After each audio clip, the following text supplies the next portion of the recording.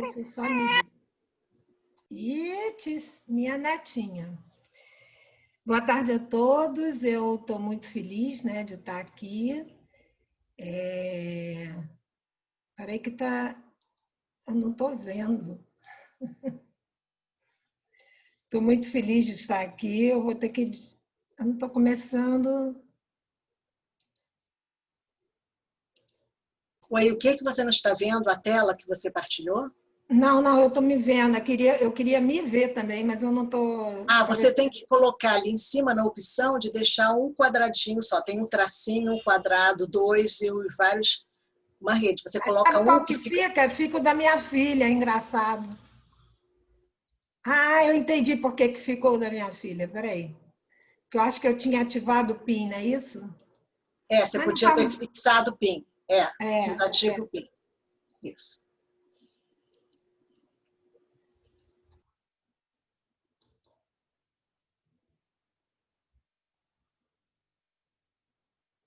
Pronto. Agora eu vou... Tá bom. Agora já... Tudo certo. Bem, boa tarde a todos. Ih, gente, estou aqui. Estou muito feliz de estar aqui, gente. Desculpa o início.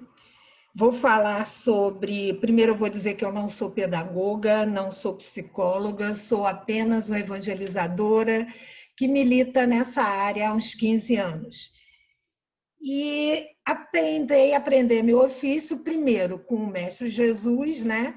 E com grandes mestres, que é Lúcia Moisés, Sandra Borba, Álvaro Luiz, e como Álvaro Luiz diz, e muitos outros. E como ele diz, educação é diálogo. E eu gostaria, se eu tivesse aí no SEAS, eu ia pedir para todo mundo colocar as suas cadeiras em torno, em roda de conversa. Como a gente não pode fazer, eu vou tentar conversar com vocês, vai ser um monólogo, vocês vão ter que ouvir a minha voz e vamos ver se a gente dialoga, eu conversando com vocês, sem vocês poderem retrucar. Mas vamos ver se dá certo, tá bom? Bem, o Bauman, que é um sociólogo polonês que escreveu em A Cegueira Moral, ele disse o seguinte: se você não está disponível nas redes sociais, não está em lugar algum. Eu estou falando isso, gente, para o meu público dessa noite, é uma população de crianças e adolescentes. Eu sei que qualquer coincidência, né, é mera coincidência, né? Porque eu sei que para muita gente mais velha também não está nas redes sociais, também significa um problema. Mas isso é um exemplo da força das mídias sociais detectado por Bauman. É um estágio que se encontra hoje grande parte da humanidade. Não estar em lugar nenhum significa não existir, não contar. Somente quando nós atendemos aos apelos das redes sociais, por exemplo, ao Instagram, que a Lúcia, no livro da Lúcia estava o Facebook, mas o Instagram já passou o Facebook, é que nós nos tornamos visíveis, somos considerados. Já pensou isso na cabeça de uma criança, de uma adolescente? Então, os valores, os hábitos, os costumes, os modelos relacionais, aquilo que nos dava sensação de controle, já estão escorrendo, nos escapamos pelos dedos como água. É a solidez cedendo pela fluidez.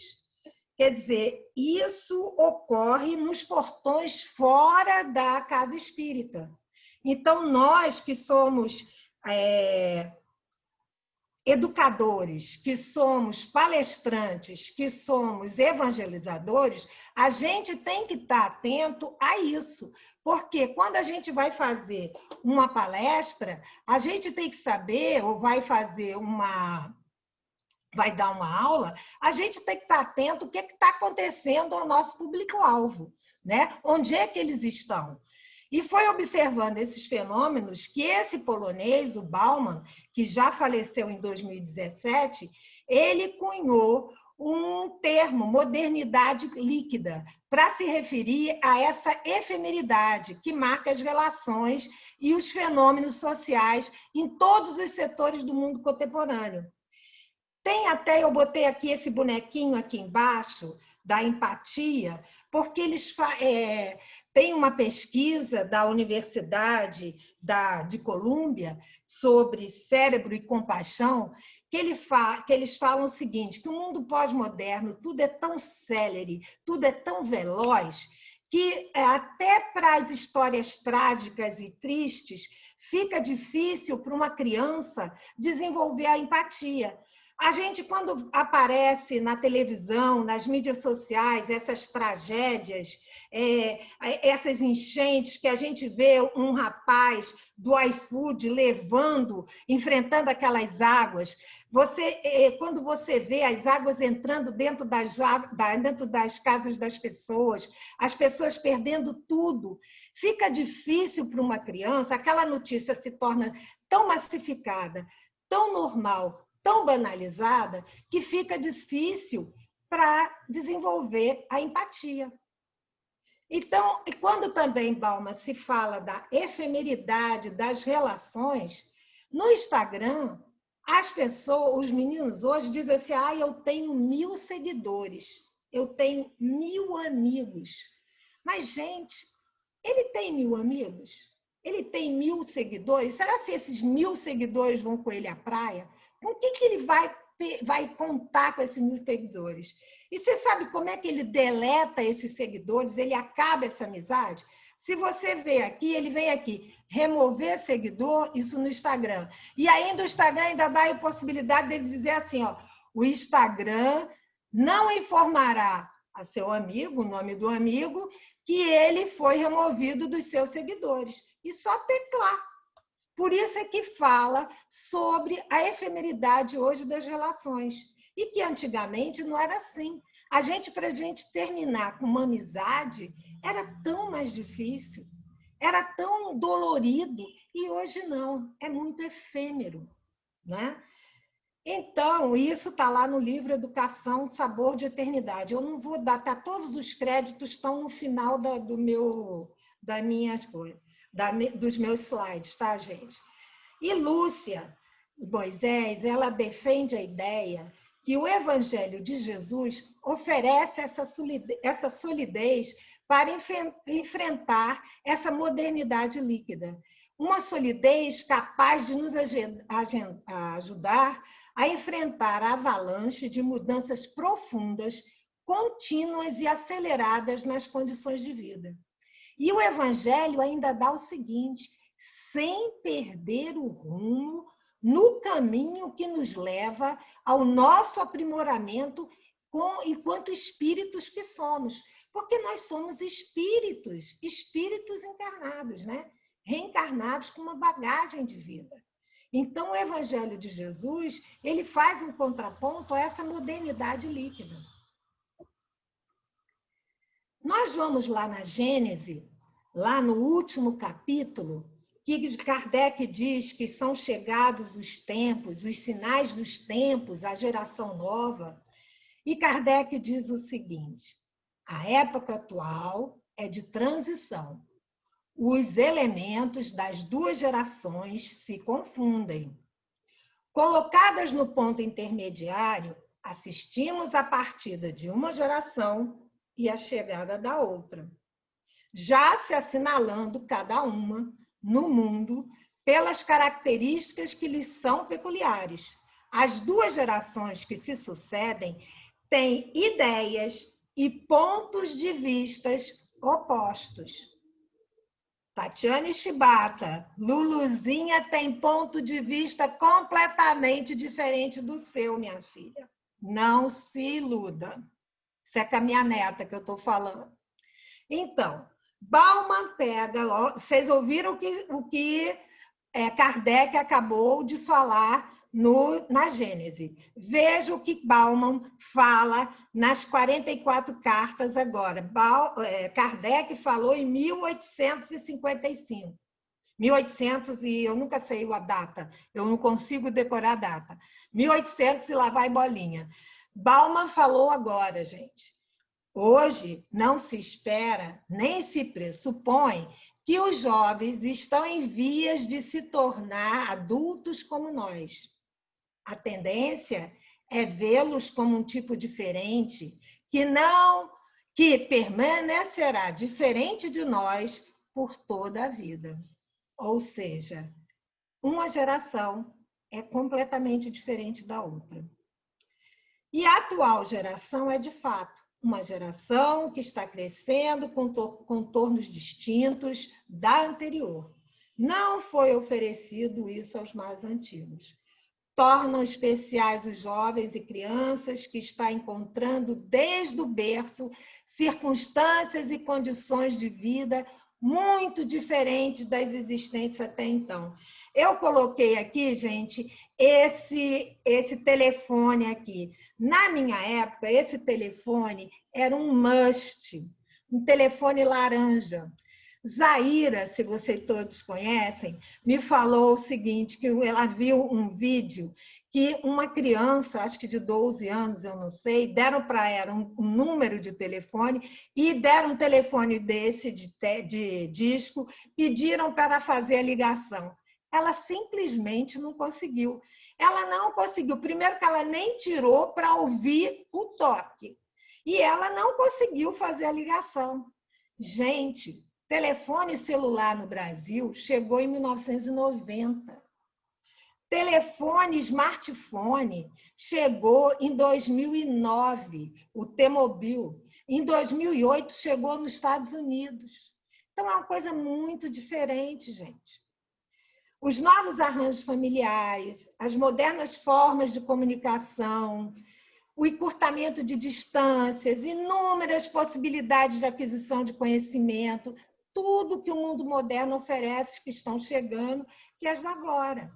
Eu me lembro que antigamente tinha um show, olha, eu sou velha, eu nasci em 51, no ano da Boa Ideia.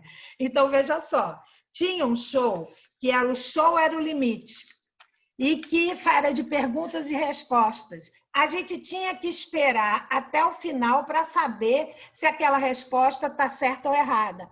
Hoje, com o Google, quando o Luciano Huck faz uma pergunta lá para o candidato, eu vou no Google e eu sei primeiro se aquilo está certo ou se está errado. No instante, eu sei primeiro que ele. E eu fico torcendo para que o candidato acerte. Não é verdade? Então, mas como diz Kardec lá na Gênese, há muitas facilidades, mas também há inúmeros obstáculos que vêm impedindo o desenvolvimento de potenciais elevados da forma preconizada lá na Gênese.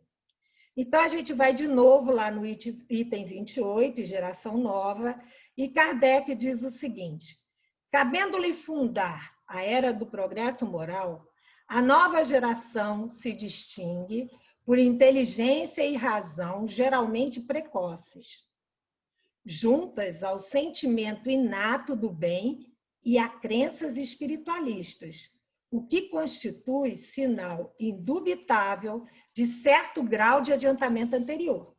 Mas, aí Kardec diz, não se comporá exclusivamente de espíritos eminentemente superiores. Olha aí, senhores pais. Mais do que, já tendo progredido, se acham predispostos. Eles estão predispostos a assimilar todas as ideias progressistas. Kardec usa esse nome. Ideias progressistas e aptas a secundar o movimento de regeneração. Então, são crianças que estão predispostas a assimilar ideias progressistas. Muito legal isso. Mas, gente, eu trabalho há 15 anos e há 13 com um movimento de evangelizadores e a gente, são grupos de evangelizadores que a gente se encontra para conversar com os evangelizadores. E a gente vê que, realmente, essa geração, os jovens, eles têm muita coisa que essa pós-modernidade atinge de maneira dramática e eles ficam meio confusos. fato de ter que decidir por uma carreira, decidir futuro, pressões da sociedade, sentimento de inadequação, dificuldades de relacionamento, relacionadas também com a sexualidade, falta de diálogo, sensação de não pertencimento a um grupo, às vezes, inclusive, até a própria família. Aí, sensação de vazio existencial, levando à solidão, ao isolamento, até o desespero. E aí, sem estrutura organizada, como me encontro apto aos jogos da vida? Isso é em Joana de Ângeles, Adolescência e Vida. E, gente, isso é uma coisa, estamos no Setembro Amarelo, não podemos deixar de falar. Suicídio é uma realidade e falar ainda é a melhor opção. Os amigos, os benfeitores espirituais dizem que o desgosto pela vida passa pela ociosidade, pela falta de fé e também da saciedade. Os jovens têm tudo à mão, têm todos os games, têm todas as informações, têm todo o conhecimento, têm todas as pesquisas, mas têm um vazio. A taxa de suicídio entre adolescentes que vivem nas grandes cidades brasileiras aumentou 24% entre 2006 e 2015. Suicídio é 3 vezes maior entre jovens do sexo masculino.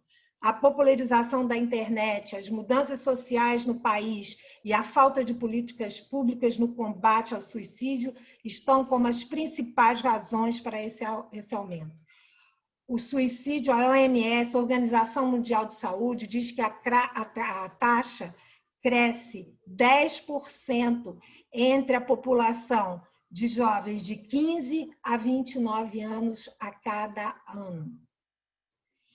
Se você que está me ouvindo está tendo esse tipo, passando por alguma coisa desse tipo que eu falei no slide anterior, ligue 188, CVV, Centro de Valorização da Vida. Eles lá é totalmente anônimo.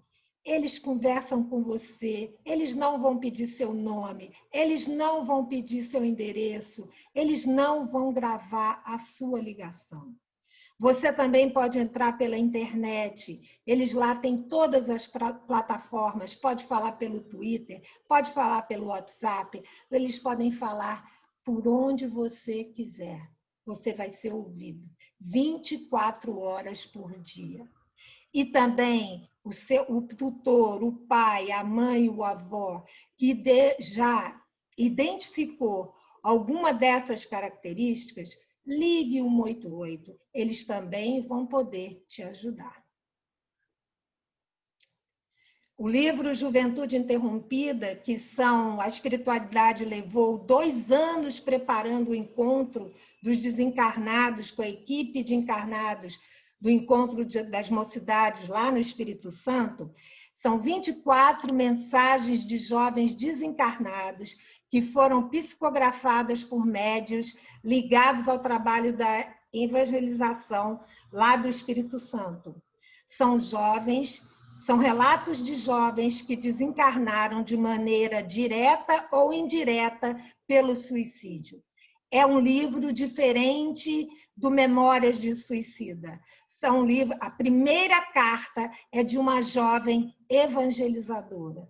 Então, lá é um livro muito mais fácil de se ler e onde os jovens se colocam. Os jovens, nem todos vão para o Vale de Suicida, tem jovens que são recebidos por parentes, tem jovens que vão direto para uma colônia espiritual.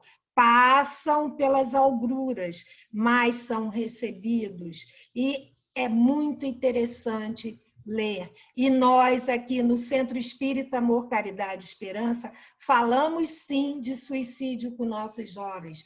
Esse livro foi muito estudado pela nossa mocidade. Mas, afinal, eu falei de tudo e não falei do que era educação, não é isso? Até agora? René Hubert é um filósofo pedagogo francês, e ele diz que a educação é o conjunto de ações e das influências exercidas voluntariamente por um ser humano no outro. Um ser humano no outro. Em princípio, por um adulto, num jovem, e orientadas para um fim que consiste na formação no jovem de toda espécie de disposições que correspondem aos fins a que é destinado quando atinge a maturidade. René nasceu em 1885 e faleceu em 1954. Ele foi da Universidade de Lille. E eu vou voltar, porque eu esqueci de falar um negócio. Ser humano. O que é um ser humano para a gente, afinal? Ser humano, para nós espíritas, é um espírito encarnado, que reencarnou, né? Que tem uma bagagem espiritual, que traz talentos, que traz uma grande bagagem, que já viveu várias vidas, várias sucessivas vidas, né? E sucessivas vidas. Então, e para que isso? Para que a gente reencarna? Aí a gente vai lá no livro dos espíritos e pergunta: e qual é a finalidade da reencarnação? E eu fico boba, toda vez eu tenho que pensar: expiação, melhoramento progressivo da humanidade. Sem isso, onde estaria a justiça? Aí eu penso, gente, os espíritos não dizem que é melhoramento progressivo do espírito. Ele fala que é melhoramento progressivo da humanidade. E aí a gente tem que pensar, porque enquanto eu me melhoro, todo em volta de mim melhora também. Quando eu aprendo que jogar o lixo não é jogar fora, e sim eu estou jogando dentro, porque o planeta é um só, que o planeta é a minha casa, aí eu me transformo num ser coletivo, eu estou pensando na coletividade, aí sim eu estou pensando na humanidade, eu me torno humano, eu faço parte dessa humanidade. Eu não me transformo num só, eu sou a humanidade. É por isso que ele diz que é melhoramento progressivo da humanidade. Não é só o progressivo, meu melhoramento. Enquanto eu melhoro em todos que estão no meu entorno.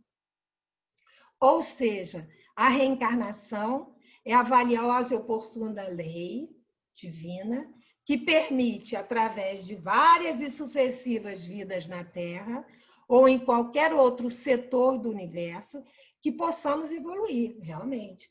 E, principalmente, o melhoramento da humanidade, do ser coletivo. E nessa pandemia, a gente aprendeu que eu estava dentro de casa e eu dependia do rapaz do entregador para entregar o remédio da farmácia.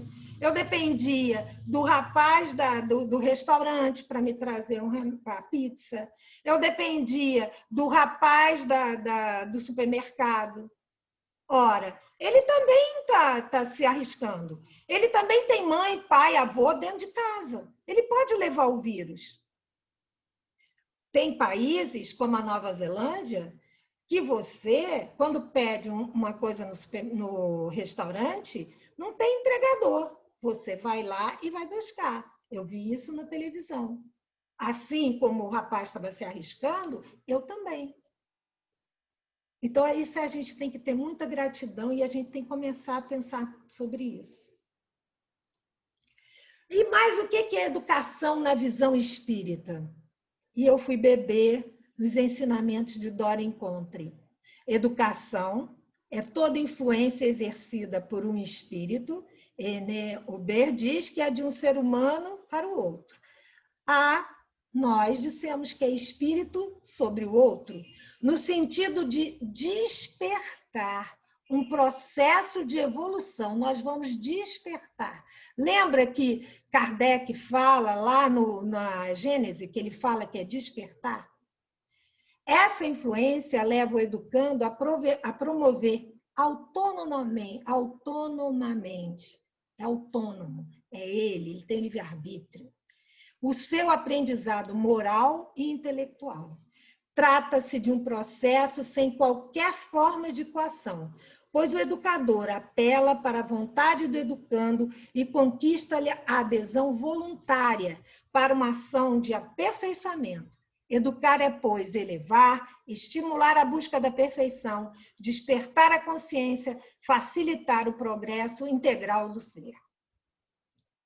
Agora, a gente confunde muito instrução com educação. Instruir a mente é colocar uma certa soma de conhecimentos sobre vários ramos de conhecimento na mente da pessoa. Hoje em dia, há escolas que você coloca a criança para preparar para concursos. Agora, será que essa escola está educando? Porque educar é desenvolver os poderes do espírito, não é só pela aquisição do saber, como especialmente na formação e consolidação do caráter. Caráter é ética também. Essa escola está educando? Foi por isso que muitos preocupados com o rumo da educação mundial, da era pós-moderna, a Comissão Internacional sobre Educação da Unesco lançou os 4 pilares da educação para o século XXI. E é chamado educação... Espera aí, tem um negócio aqui que está entrando. Educação... Eu não estou conseguindo ler. Educação, um tesouro a descobrir, tá? Um tesouro a descobrir. O relatório ele faz uma análise considerável a respeito do desenvolvimento da sociedade, tensões por causa da globalização e da modernização, convivências com diferenças, necessidade de convivência pacífica, relacionada com todas essas questões, principalmente com a educação básica, principalmente com as crianças, que eles dizem que tem que começar desde o início, embora que esses 4, tudo que eles identificaram tem que ser com todas as etapas da educação, mas eles dizem que principalmente com a educação básica. Eles explicitaram os rumos da educação para o século XXI. Deram pistas, recomendações, objetivos e metas. Vocês só colocarem no Google que esse relatório é o relatório de Jacques Delors. Dentre essas reflexões, eles ressaltaram as discussões sobre os 4 pilares da educação, que são aprender a conhecer, aprender a fazer, aprender a ser e aprender a viver juntos. E aí, gente,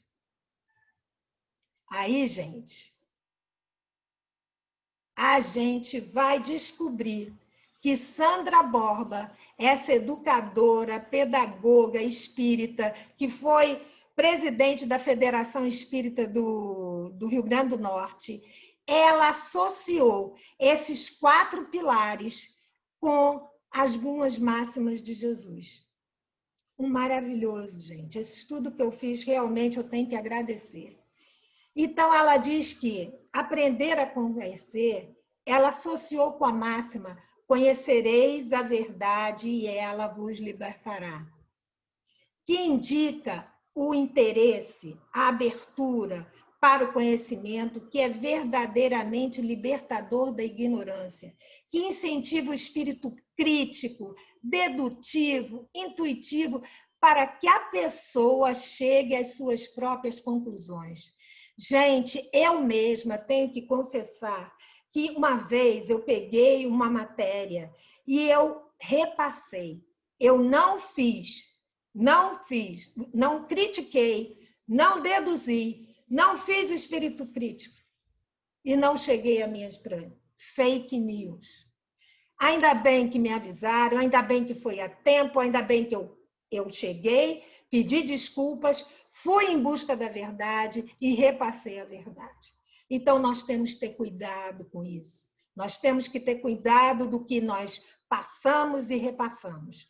Temos que ter cuidado e hoje nós temos uma gama de lugares que a gente pode criticar e chegar às nossas próprias conclusões.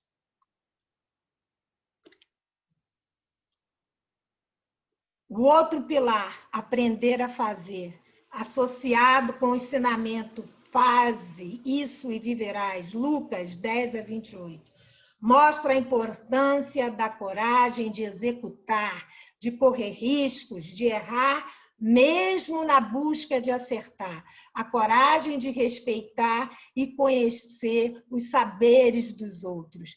Quando a gente faz um planejamento de um trabalho, do EJO, da evangelização ou de um outro projeto, a gente faz várias etapas e quando a gente vai ver no final, a gente vai ver que alguns não deram certo. São lições aprendidas.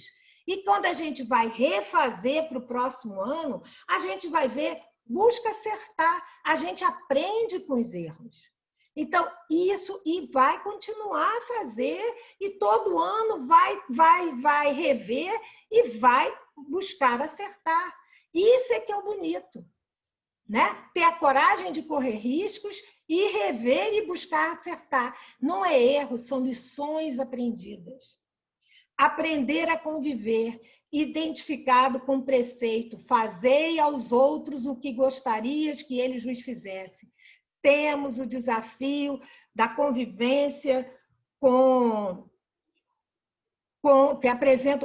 da convivência que apresenta o respeito a todos e o exercício de fraternidade como caminho do entendimento.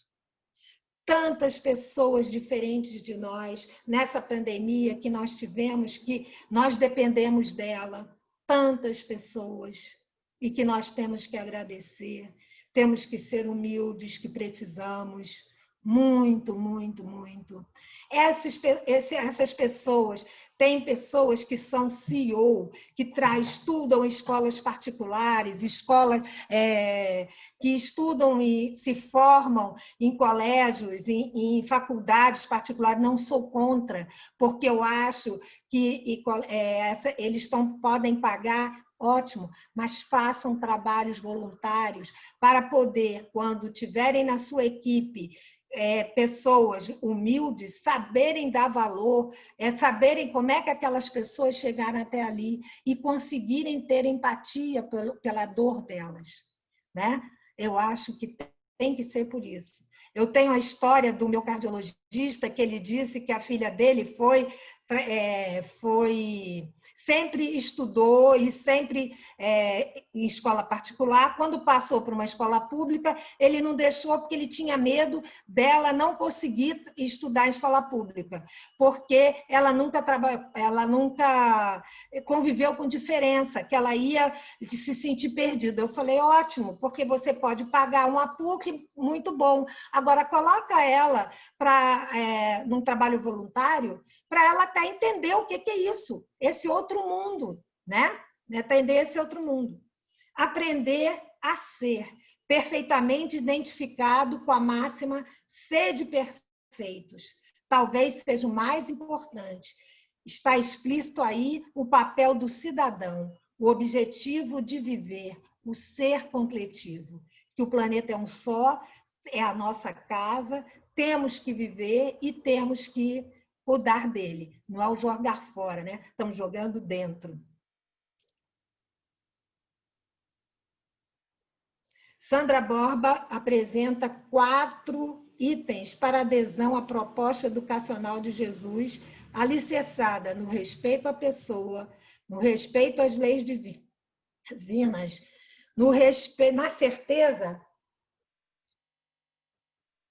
da possibilidade de vida abundante para todos, na prática educativa baseada no diálogo.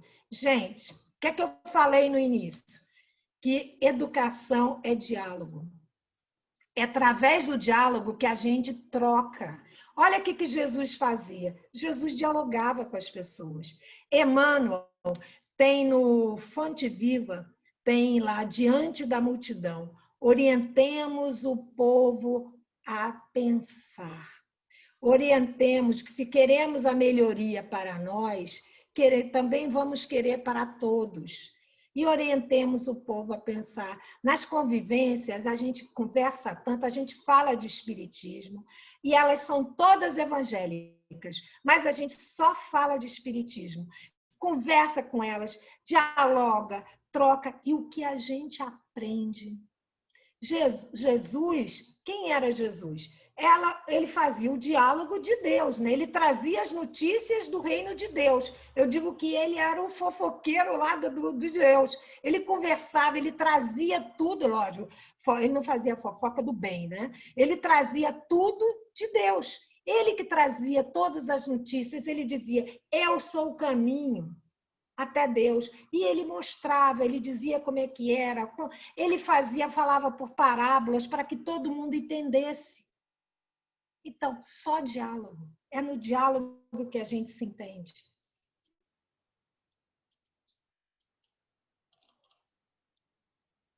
Educar, pois, dentro da concepção espírita, não é só oferecer os conhecimentos do espiritismo.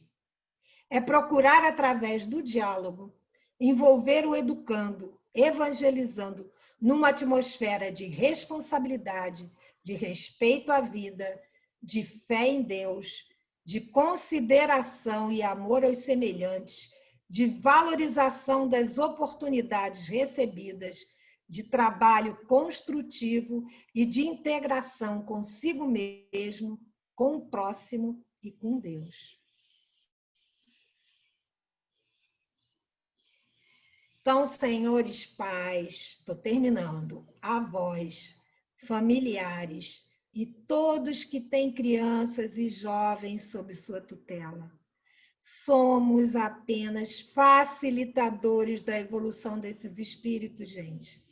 E a evangelização espírita é uma ferramenta poderosa que ajuda nessa tarefa. Nunca desista dos espíritos que foram colocados no seu caminho.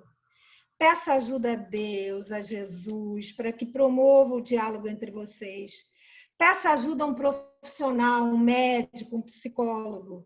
Se tiver alguma desconfiança, ligue para o CVV 188. Peça atendimento fraterno aqui, fala com a Amanda, fala com o Ricardo, ele não está aí, mas olha, garanto que alguém aqui do centro vai poder ajudar. Traga para a evangelização, vou dar uma lista online daqui, o próximo slide vai ter. Tome passe, existem centros que estão fazendo irradiação. Faça o culto no lar. Culto no lar. Gente, orai, vigiai e o evangelho segundo o Espiritismo. Só isso. Só isso. Durante a pandemia, temos vários centros espíritas ministrando encontros de evangelizações online em dias e horários diversos. SEASE, Turma da Mocidade, todas as sextas-feiras, a partir das 20 horas, acesso pela página do SEASE. Lar de Tereza, Turma da Mocidade às sextas, envia o material com aulinhas e evangelização infantil para os pais das crianças inscritas, uma vez por mês. Se reúnem com a criançada pelo Zoom. Centro Espírita Seara Fraterna, Turma da Mocidade, sábado à tarde. Casa de Emmanuel, evangelização infantil juvenil aos sábados à tarde. Centro Espírita Ibirajara, evangelização online de famílias e crianças todos os sábados, pela manhã e à noite com os jovens pelo Zoom. Casa de Bezerra de Menezes, também evangelização infanto-juvenil, todos os sábados online a partir das 9. Centro Espírita Consolador, tem segunda-feira às 20 horas, tem quarta-feira às 20 horas, tem sábado às 10 horas, e eles mandam vídeos com aulinhas semanais para os pais das crianças inscritas pelo WhatsApp. Quem quiser falar comigo depois, eu posso dar os contatos com esse pessoal, tá? E olha aí a turminha do Encontro da Mocidade do SEASE através do Zoom. Olha como eles são lindos, gente.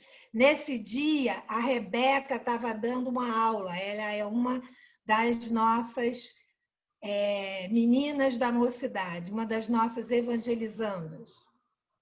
E o que é que vocês acham que eles aprendem? Olha aí, isso aí são alguns dos nossos cartazes, dos cartazes que eles falam, das aulas, dos encontros deles.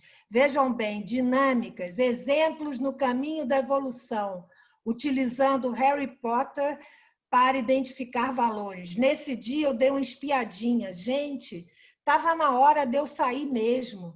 Eles usaram 3 plataformas, eles usaram o Zoom, eles usaram o WhatsApp, eles usaram um game, eles falaram das casas, da Sensor, sei lá, o nome das casas lá do Harry Potter, identificando valores, foi muito legal. Eu adoro esses meninos. As mulheres no espiritismo, no céu tem nosso lar. E se a prece fosse de comer? Espiritismo e política, reflexões sobre a atuação do jovem espírita no campo político, coragem da fé na prática, exilados de capela e a transição planetária. Eles estão desde maio online. Esses temas fazem parte de planejamento prévio. É lógico que na pandemia eles tiveram que fazer uma adaptação, mas os jovens, no decorrer do ano, solicitam novos temas, esses temas são adaptados de acordo com o que acontece na mídia. Isso tudo faz parte de um grande planejamento feito no início do ano, gente. Agora eu vou dividir com vocês uma grande preocupação. A Amanda está aí, já estou com 41 minutos. Como será a volta desses jovens quando reabrirmos nossas portas ao público, depois que tudo isso passar? E eu acho que isso deve ser uma reflexão para todas as casas espíritas, tá? É preciso fazer com que essa galeria da mocidade participe urgentemente das atividades do centro, para que o sentimento de pertencimento à casa seja mais solidificado. Eu sei que eles falaram que estão no Mensageiro Fraterno, que eles estão com muita saudade, lógico que estão de abraçar, de beijar, mas olha, quando era na minha época, minhas filhas vinham sozinhas ao centro. Hoje em dia, eles dependem da carona dos pais. Os pais vêm correndo do trabalho. Muitas vezes chegam cansados, ou chegam atrasados, não conseguem entrar às 8h15, a gente às vezes abre, mas eles não conseguem chegar no horário. Então, o Zoom foi uma coisa maravilhosa que aconteceu. E eu tenho conversado com o ambiente virtual, é sedutor, é prático. Olha, eu tenho conversado com outras evangelizadoras, a iFood chega durante a reunião. O gatinho passa, o cachorro passa. É ótimo, gente. É maravilhoso. Então, eu acho que também, e vocês viram o nível de palestras, dos encontros, das conversas. Eu acho que está na hora dessa mocidade sair só da salinha delas, da salinha dela, eles não ficarem mais circunscritos à salinha da mocidade.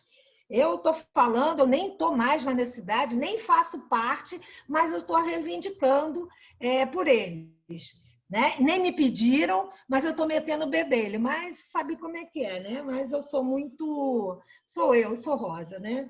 Desculpem, ninguém me pediu, estou metendo o bedelho, depois briguem comigo, desculpem. Eu acho... Quem sabe, eu vou falar bem rápido para a Amanda ouvir e vou terminar. Quem sabe dirigir uma reunião pública de sexta-feira sobre a coordenação da área de evangelização? Pronto, falei. Pode ter outras coisas, Amanda, mas eu acho que seria legal.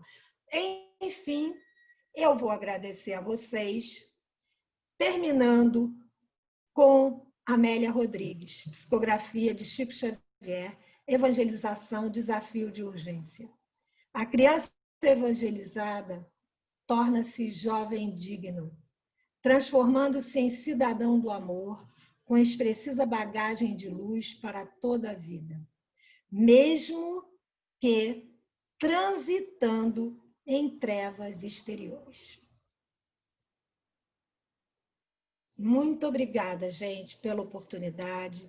Desculpe o nervosismo do início, porque eu tive problemas aqui, não consegui me colocar aqui na frente, eu não sei o que houve, tá? Não sei o que houve, eu fiquei embaraçada aqui com essa galeria. Muito obrigada mesmo pela oportunidade.